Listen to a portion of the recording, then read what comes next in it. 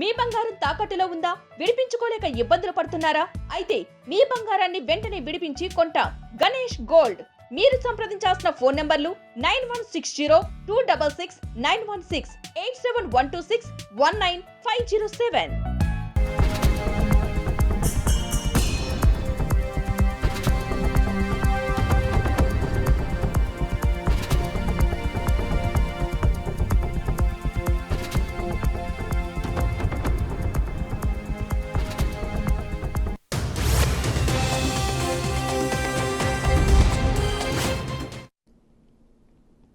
రైటికా breaking news చూస్తున్నాం. Hyderabad MLA కవిత వ్యాఖ్యలపై BRS senior నేత మాజీ మంత్రి జగదీష్ రెడ్డి స్పందించారు.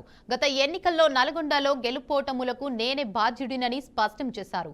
కేసీఆర్తో జరిగిన సమావేశంలో కవిత అంశంపై ఎలాంటి చర్చ జరగలేదని తెలిపారు.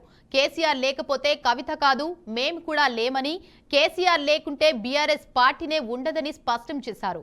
బీఆర్ఎస్లో నేను క్రమశిక్షణ కలిగిన నాయకుడన్నారు. నా ఉద్యమ ప్రస్థానంపై కవితకు ఉన్న జ్ఞానానికి నా జోహార్లని అన్నాడు. కేసీఆర్ శత్రువులైన రేవంత్ రెడ్డి, రాధాకృష్ణ నా గురించి చేసిన వ్యాఖ్యలను మరోసారి పునరుద్ఘాటించేందుకు కవిత చేసిన ప్రయత్నానికి నా సానుభూతి తెలియజేస్తున్నానని మాజీ మంత్రి జగదీష్ రెడ్డి ఎద్దేవా చేశారు.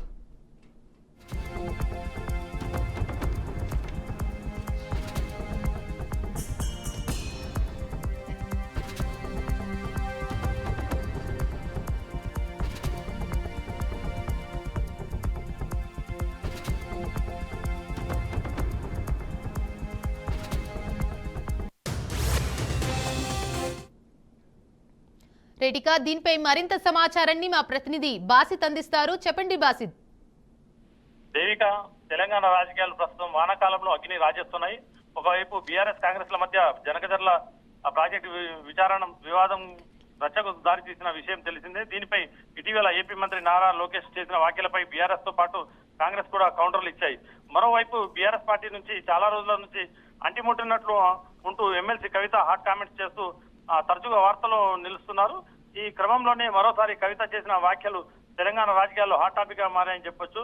ఈ మరోసారి కవిత చేసిన వ్యాఖ్యలతో బీసీ రిజర్వేషన్లపై కాంగ్రెస్ బీజేపీ డ్రామా ఆడుతున్నాయని కవిత విమర్శించడం జరిగింది. ముస్లింల అంశంలో రెండు పార్టీలు స్పష్టత ఇవ్వలేదని కూడా ఆగ్రహం వ్యక్తం చేయడం జరిగింది. ఆర్డినెన్స్ రాజ్యాంగం బద్దమైందని గవర్నర్ సంతకం చేయకపోవడంతో ఇది తప్పు అని చెప్పడం జరిగింది. కేంద్రం అంగీకరించకపోవడాన్ని కూడా బీజేపీ కుట్రగా భావిస్తున్నా అని చెప్పి కవిత తన ఆవేదన వ్యక్తం చేస్తూ బీసీల కోసం 72 గంటల దీక్షకు సిద్ధమైనట్టు కవిత తెలవడం జరిగింది.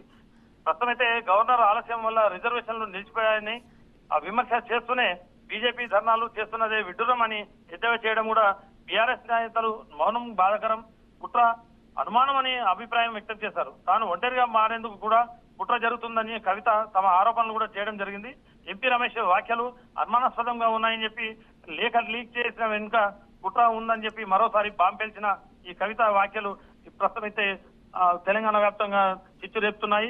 హైదరాబాద్ లో ఎమ్మెల్సీ కవిత వ్యాఖ్యలపై మరోవైపు రెడ్డి కూడా తన స్పందనను వినిపించారు. గత ఎన్నికల్లో నల్గొండలో గెలుపోవడంలో నేనే బాధ్యుడినని చెప్పడం జరిగింది. కేసీఆర్ తో భేటీలో కవిత అంశం ప్రస్తావనకు రాలేదని, ఆ కేసీఆర్ లేకపోతే కవిత కూడా లేదు, మేమే కూడా లేము అనే మాటలు అనడం జరిగింది. కేసీఆర్ లేకపోతే బీఆర్ఎస్ పార్టీనే లేదని చెప్పి జగదీష్ రెడ్డి వ్యాఖ్యలు చేయడం జరిగింది. బీఆర్ఎస్ లో నేను క్రమశిక్షణ కలిగిన నాయకుడినని, ఈ నా ఉద్యమ కవితకు ఉన్న జ్ఞానానికి నా జోహార్లు అంటూ ఆయన ఒక వ్యాఖ్యను విడుదల చేయడం జరిగింది. ప్రస్తుతం అయితే కేసీఆర్ శత్రువులైన రేవంత్, రాధాకృష్ణ నా గురించి మాటలు కూడా మరోసారి వాళ్లకు ఇబ్బంది కలిగే విధంగానే ఉంటాయి. మరోసారి వాళ్ళు వేసేందుకు కవిత కూడా చేసిన ప్రయత్నానికి నా సానుభూతి పలుకుతున్నా అని చెప్పి జగదీష్ రెడ్డి చెప్పడం జరిగింది.